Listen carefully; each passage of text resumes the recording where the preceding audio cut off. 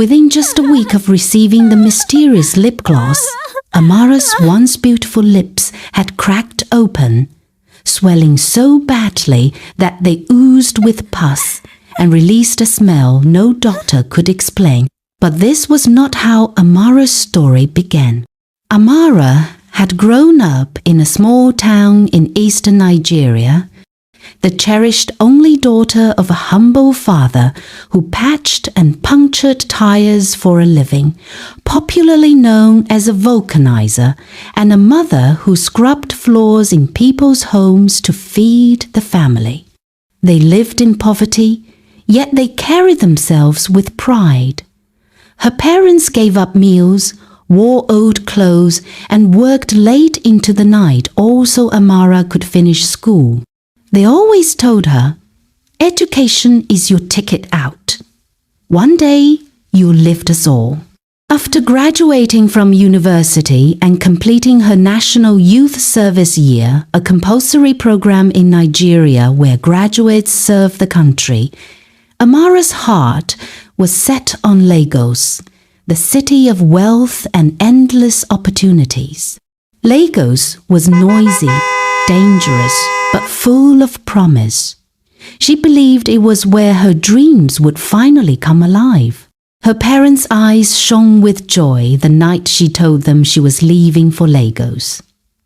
They prayed for her, laying their rough hands on her head, blessing her with every word their tired voices could manage. Her mother, with tears streaming down her face, pressed a small bundle of wrinkled naira notes into her palm. "It is not much," she whispered, "but may it open doors for you, my daughter." Amara hugged them tightly and swore she would not disappoint. The week before her departure, Amara barely slept. She packed her few clothes into a small bag, each dress folded neatly like fragile dreams. At night, lying on her old foam mattress, she whispered into the dark, "One day, I will buy my parents a house. One day, I will give them the life they deserve." The morning of her journey arrived, and Amara, dressed in her finest outfit, a white blouse and a skirt she had saved only for special occasions. Her father walked her to the bus park, holding her bag on his head, the way Nigerian fathers do when they want the world to know something huge is coming. At the garage, Amara boarded the bus to Lagos, her heart pounding with excitement and fear. The journey was long, the air filled with the voices of hawkers screaming at the windows, selling roasted plantains, peanuts, and sachets of water. Dust swirled on the highway as the old bus groaned its way toward the city of dreams. By the time they reached Lagos, night had fallen. Street lights glowed weakly and the roads buzzed with impatient drivers honking endlessly. Amara felt overwhelmed. She stepped down with her little bag, unsure where to go. She thought of finding an affordable lodge to pass the night. And then it happened. A sleek black Jeep slowed beside her. Its tinted window rolled down, and a familiar voice called, "Amara? Is that really you?" She froze. Behind the glass was Chioma, her old schoolmate, but Chioma looked different. Her hair was pink, her nails long and polished, and her lips glistened unnaturally under the car's interior light, as if painted with liquid diamonds. Amara's chest tightened. She had heard too many stories about Lagos kidnappers, ritualists, and people who lured desperate newcomers into danger. But this was Chioma. Someone she knew, someone she had trusted in the past. Chioma leaned closer, her smile dazzling. "Come in, my dear. Lagos is not safe at this time of the night. You're lucky you ran into me." Don't worry, you're safe with me now. For a moment, Amara hesitated. Her instincts screamed caution, but then her eyes fell again on Chioma's glossy lips, unnaturally shiny, almost hypnotic. Something about them, something about that gloss made it hard to say no. With a trembling smile, Amara pulled her bag closer and stepped toward the waiting car. That was the night her life began to change forever. When they arrived at Chioma's luxurious apartment, Amara could hardly believe her eyes. The wide black gates opened with a smooth hum. A glowing chandelier hung at the entrance, throwing golden light across the marble tiles that shone like glass. Amara froze. She had never stepped into such wealth before. Chioma moved around the house like a queen who owned the world, her heels clicking on the tiles. Amara sat quietly on the soft sofa, her stomach rumbling after the long journey. She checked her small purse. The little money her parents had given her was almost finished, barely enough for food, not to talk of rent. "Don't worry, my dear," Chioma said warmly, noticing her unease. "This is your home now. Eat, rest. Tomorrow, I'll show you how Lagos operates." Amara forced a smile, grateful, but deep down, unease. She didn't want to be a burden. She didn't want to fail her parents. But she had no idea that her journey in Lagos was about to take a path she never imagined. A few evenings later, as they sat on the balcony eating suya, spicy Nigerian grilled meat wrapped in paper with onions and pepper, Amara finally asked the question burning in her mind. "Chioma, all this? How do you afford it? What job do you do? Please cut small soap for me." Chioma only smiled knowingly, sipping her drink. "Let's just say, I have people who take care of me." Her tone was light, almost playful, but firm enough to end further questions. Despite the mystery, Chioma was generous. She bought Amara new dresses, took her out to fancy restaurants, and even introduced her to Lagos nightlife, the loud music, flashy cars, and champagne bottles popping in the clubs. Amara felt grateful. She thought she had found not just a friend, but a sister. Still, she couldn't help but notice Chioma's phone never stopped buzzing. Sometimes Chioma would step away to answer, her voice playful, her giggles sharp. Other times she would disappear for hours, returning with a scent of expensive perfume and a change of outfit. One evening, over dinner, Chioma casually said, "My Odogwu will be visiting soon. You'll meet him." Her smile was wide, her eyes glittering with excitement. Amara nodded politely, unaware that this man's arrival would change her life forever. After dinner, Chioma leaned back on the couch, her long nails tapping on the glass table. "So, Amara," she began softly, "what do you want for yourself in this Lagos? What are your dreams?" Amara smiled shyly, her hands clasped together. "I just want a good job, something stable. I want to lift my parents out of suffering, give them a better life. Maybe one day, live the kind of life I've always imagined." Chioma's lips curled into a smile. "Big dreams?" she murmured. Then she leaned forward. "But it doesn't have to be so difficult. I can connect you to opportunities that will change your life in a blink." Amara's eyes widened. "Really? Without all this long job hunting?" "Of course," Chioma replied smoothly. "In fact, My special person, Chief Tinubu, handles things like this. He can place you in a comfortable position. He can link you up with powerful people, designer clothes, trips abroad, money at your fingertips. She lowered her voice, her eyes sharp. All you have to do is play your part. Amara's heart skipped. Play my part? I don't understand. What would I be doing exactly? Chioma's smile deepened, like a cat watching a mouse. Nothing difficult, my dear. Just keeping him company. Giving him attention. In return, he will take care of you in ways you can't even imagine. Amara's mouth parted in shock. Her heart pounded. Just like that? She whispered. Just like that, Chioma repeated. Then, pulling out a thick bundle of cash from her purse, she pressed it into Amara's hands. Take this. Consider it transport money. When you're ready, let me know. The doors to your new life are waiting. That night, Amara lay awake in the guest bed, staring at the ceiling.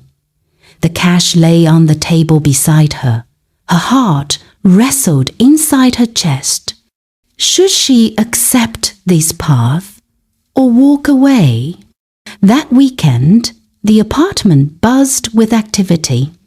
Chioma changed outfits over and over, spraying perfumes into the air until the room smelled like roses and vanilla. She was glowing, like a bride preparing for her wedding. Amara sat quietly, watching with curiosity.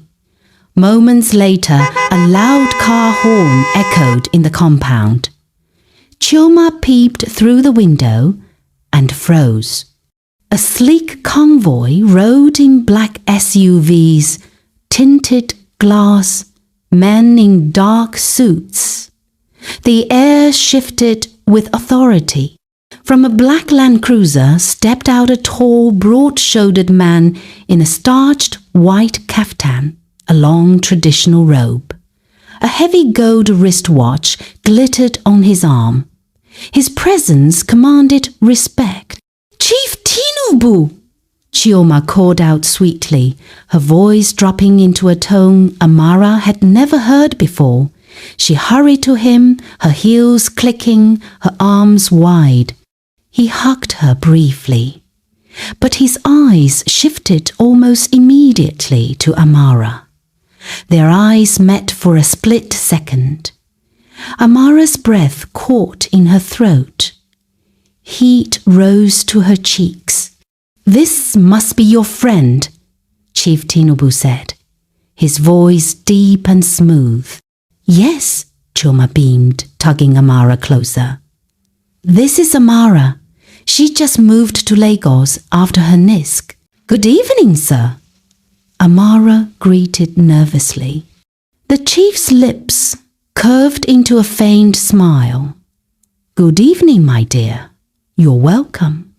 That night, as food was served, Amara could feel his eyes on her. Chioma laughed at his dry jokes. But Amara knew in that single evening, a dangerous seed had been planted. When Chief Tinubu prepared to leave, he reached into his pocket and handed Chioma a thick bundle of naira notes. For you, my dear. Then he turned to Amara. His smile softened, his voice smooth. You are new in Lagos. Take this.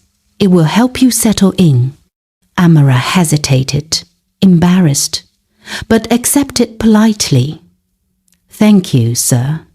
Later that night, as she counted the money in her room, a small folded slip of paper fell out. Her hands trembled as she opened it. Bold numbers, a phone number, and beneath it, the words, I have a job for you. Amara froze. Her heart raced. She thought to herself, if she should show Chioma or keep it to herself. That night, Amara couldn't sleep. She lay on the soft bed Chioma had given her, staring at the ceiling, while the bundle of cash and the tiny folded note rested on the table beside her. Never in her life had she held so much money at once. The thought of what it could do for her family made her chest tighten. Could this be the breakthrough I've been praying for? Maybe this is God answering me in an unexpected way, she whispered to herself. But then another thought stabbed her. If I call him, maybe I'll really get a job. But if I tell Chioma, what if she laughs at me or even gets angry? The temptation was too strong. By morning, after pacing the room endlessly, Amara finally picked up her phone and dialed the number. Her voice trembled as she said, "Good morning, sir. This is Amara." On the other end, Chief Tinubu's deep, calm voice replied smoothly, "Ah, Amara, I was expecting your call. Get ready. I'll come for you this evening. Meet me at the Lekki Phase 2 bus stop." Amara's heart thudded. She had just stepped into a world she did not fully understand. True to his word, that evening a sleek black SUV pulled up. Amara climbed in, her palms sweating. They drove through the glittering streets of Lagos until they reached a private gated estate where even the air smelled of money. Inside stood a fully furnished 3-bedroom apartment, sparkling with chandeliers, polished Italian sofas, and a fridge packed with imported food. "This is your home now," Chief Tinubu said calmly, watching her reaction. "From now on, life will be easier. Chefs, cleaners, anything you need will be at your service." Amara's legs felt weak. Tears filled her eyes as she whispered, "Thank you, sir. I can't believe this." "A whole house?" Chief Tinubu smiled faintly, patting her shoulder. "Think of me as the God sent to make your dreams real. Rest. Tomorrow, I'll take you shopping. You need to look luxury." For Amara, it was like stepping straight into a dream. Only weeks ago, she was in her small village, struggling with nothing but hope. Now she stood in luxury she'd only seen on television. But this gift carried a price. Weeks rolled by. Amara was no longer the naive village girl. With turkey wares, perfumes, and luxury handbags, she quickly became one of Lagos's rising big girls. Her beauty glowed under the polish of wealth. Everywhere she went, heads turned. Chief Tinubu was pleased, but Chioma, her so-called friend, burned with jealousy. Late one evening, Chioma's anger exploded when she found a small gift box in Chief Tinubu's car. Inside was a glossy pink lip gloss, shimmering under the light. Not just an ordinary lip gloss, it was imported, expensive, the kind of beauty item Lagos socialites adored. But Chioma knew one thing. It wasn't hers. Her face hardened instantly. "So this is for that, Amara, the sunshine that has stolen my man." Her jealousy turned poisonous, and with it came a dangerous idea. A few days later, Chief Tinubu arrived at Amara's apartment with the same glossy lip gloss Amara had seen. He handed it to her with a charming smile. "This is for you, my dear. A little something to make you shine even brighter." Amara gasped in delight. "It's so beautiful, sir. Thank you." She immediately applied it to her lips giggling at her reflection. "Wow, it smells so sweet." Chief Tinubu chuckled, pleased by her excitement. 3 days later, Amara began to notice something strange. Her lips burned with a fiery pain. At first, she thought it was just a reaction, but soon the burning spread to her cheeks, her skin blistering and swelling until her once beautiful face became almost unrecognizable. Doctors shook their heads. "It's just an allergic reaction," they said, prescribing antibiotics and vitamins that did nothing. Each day, her condition worsened. Her beauty, the very thing that had opened doors, was now fading before her eyes. Chief Tinubu, who once paraded her proudly, began to withdraw. His visits became rare, his calls shorter. Eventually, he stopped answering altogether. Just like that, she was thrown out. With nowhere else to go, Amara returned to Chioma's house, dragging her swollen lips and broken pride. At first, Chioma pretended to welcome her, but soon her tone grew sharp. "You're no longer useful," she snapped one afternoon. "You're just a burden. Pack your things and leave my house." Amara fell to her knees, tears streaming. "Chioma, please, don't do this to me. I have nowhere else to go." But Chioma turned her back coldly. The next morning, she ordered the security guard to throw Amara out. For the first time, Amara, who once walked with Lagos's elite, found herself sleeping on pavements, begging strangers for food, her lips hidden behind a nose mask. Broken, humiliated, and in pain, Amara made her way to a pedestrian bridge one hot afternoon. She climbed slowly, her vision blurred by tears. "Maybe it's better if I end it," she whispered, leaning over the edge. But just as she prepared to jump, a powerful voice rang out behind her. "Young lady, don't do it. The path you chose brought pain, but Jesus can give you life again." Startled, Amara turned. A prophetess stood there, clutching a worn Bible, her eyes glowing with compassion. At first, Amara hesitated, but something about the woman's presence was too strong to resist.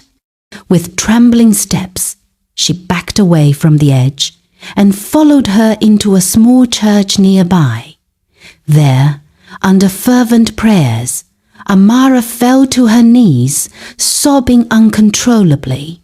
After hours of prayer, the prophetess paused suddenly and said firmly, "Your affliction came through a gift.